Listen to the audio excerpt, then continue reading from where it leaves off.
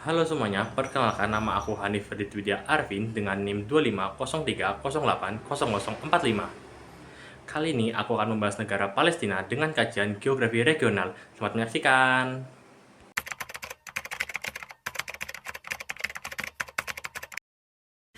إنهم وهن ووهن ما لهم في الحرب عزم هم كبيت العنكبوت حينما يلقاه شهم.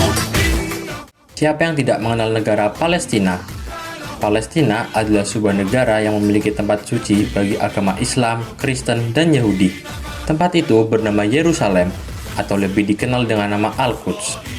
Negara Palestina terletak di tengah-tengah antara benua Asia, Afrika, dan Eropa. Negara Palestina juga berhubung langsung dengan Laut Mediterania. Posisinya ada di antara garis 29 derajat sampai 30 derajat dan 33 derajat sampai 15 derajat bintang utara, dan antara garis 34 derajat sampai 15 derajat dan 35 derajat sampai 40 derajat bujur timur. Hal inilah yang membuat negara Palestina beriklim subtropis dan berada di zona waktu UTC+2 dan UTC+3. Namun, otoritas Palestina memilih zona waktu UTC+2 karena alasan politik. Negara Palestina berbatasan dengan Mesir di selatan, dimulai dari Rafah di Laut Mediterania hingga sampai ke daerah Taba di Teluk Aqaba. Sementara itu, jalur Gaza sebagai daerah konflik utama dengan Israel berbatasan langsung dengan Laut Mediterania, dan tepi barat berbatasan langsung dengan Yordania di sebelah timur, dan Israel di sebelah utara, selatan, dan barat.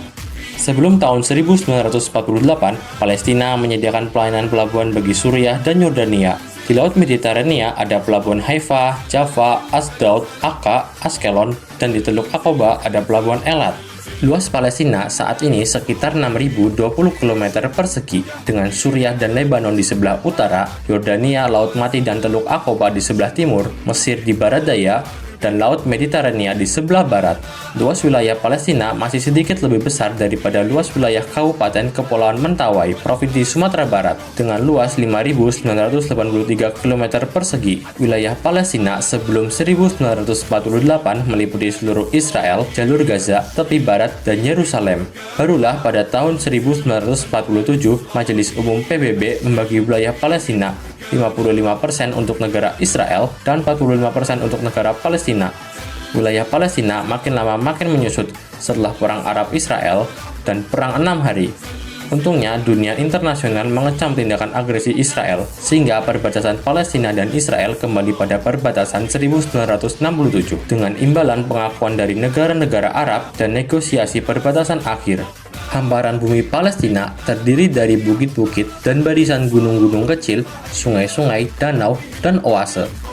Dataran rendah meliputi kawasan garis pantai Laut Mediterania dan kawasan dataran yang berada sedikit di atasnya. Dataran tinggi meliputi dataran tinggi sebelah utara dan dataran tinggi sebelah selatan. Dataran tinggi utara terdiri dari pegunungan Al-Jalil Al-Ala dan pegunungan Al-Jalil Al-Adna. Sedangkan dataran tinggi selatan meliputi pegunungan Nablus, pegunungan Al-Quds, dan pegunungan Al-Khalil. Di pegunungan Nablus terdapat Gunung Karmil, Gunung Aibal, dan Gunung Jarzem. Di pegunungan Al-Quds terdapat Gunung Mukabir, Gunung Ashur, Gunung Nabi Samuel, Gunung Tur, dan Gunung Mashrif. Kawasan cekungan Yordania meliputi lembah Sungai Yordania, Laut Mati, dan lembah Arab. Kawasan Negev meliputi daerah Beersheba dan padang gurun Palestina.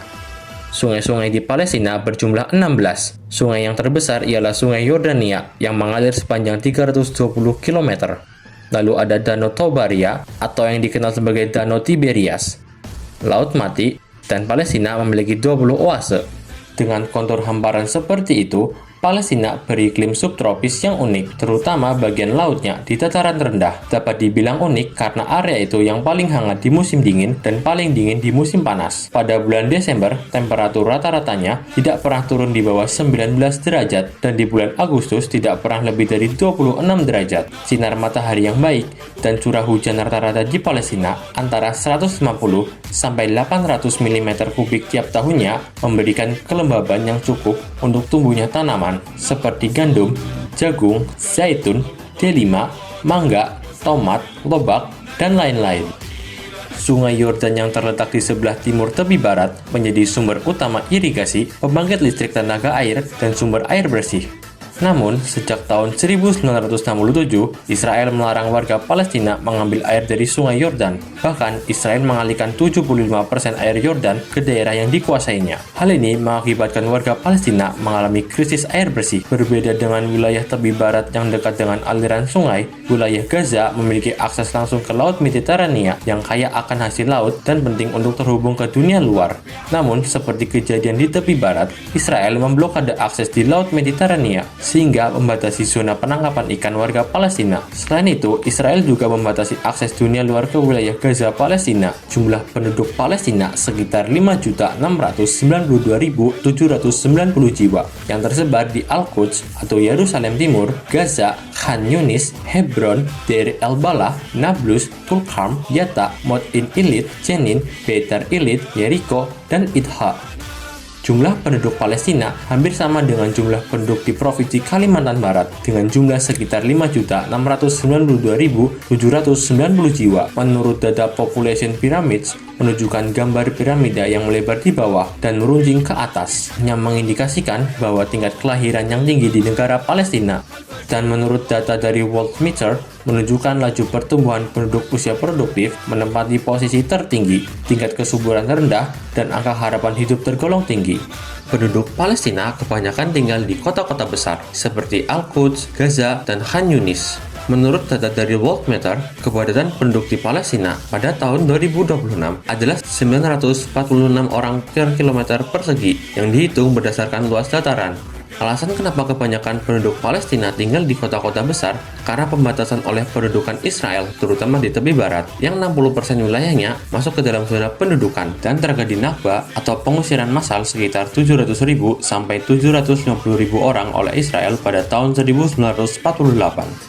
Identitas nasional Palestina berakar kuat pada identitas Arab sebagai perkuat budaya dan warisan sejarah yang sama. Namun, identitas Palestina juga diperkaya oleh keberagaman agama Kristen dan Yahudi, ditambah oleh komunitas unik seperti Sirkasia, Armenia, Samaria, dan Druze. Bahasa yang digunakan penduduk Palestina adalah bahasa Arab. Penduduk Palestina mayoritas beragama Islam sebanyak 93%, Kristen sebanyak 6%, dan Yahudi sebanyak 1%.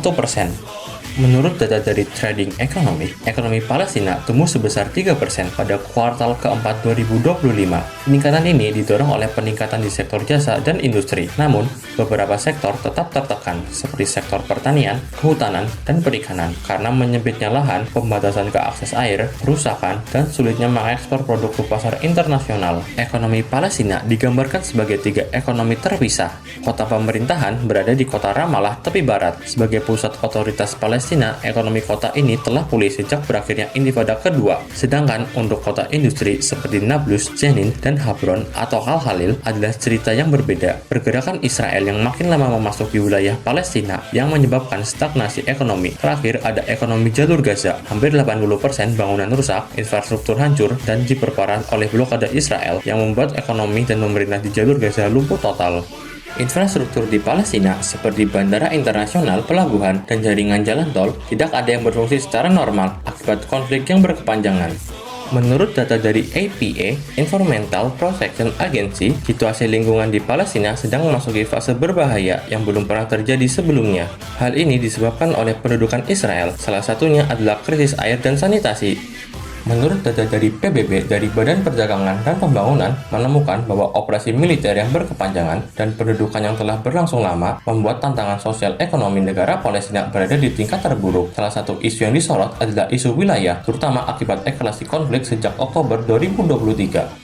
Namun, otoritas Palestina menjalankan strategi yang mencakup perencanaan pembangunan jangka panjang, mobilisasi bantuan internasional, serta penguatan diplomasi dan kelembagaan. Untuk permasalahan krisis air dan sanitasi, otoritas Palestina merencanakan rekonstruksi nasional senilai 67,1 miliar untuk membersihkan puing, serta membangun jaringan air dan jaringan air pipa sepanjang 100 km untuk sektor agraris senilai 31,7 juta euro. Dan untuk permasalahan isu wilayah, otoritas Palestina bersama Inggris, Prancis, Jepang, Arab Saudi, dan lain-lain membentuk koalisi darurat untuk keberlanjutan keuangan otoritas Palestina guna menggalang dana untuk pemulihan pasca konflik dan menekan Israel untuk melepas pendapatan pajak Palestina yang ditahan. Meskipun upaya ini krusial untuk mencegah keruntuhan total, keberhasilannya sangat bergantung pada sektor eksternal seperti pencabutan blokade dan penghentian pembatasan politik oleh Israel.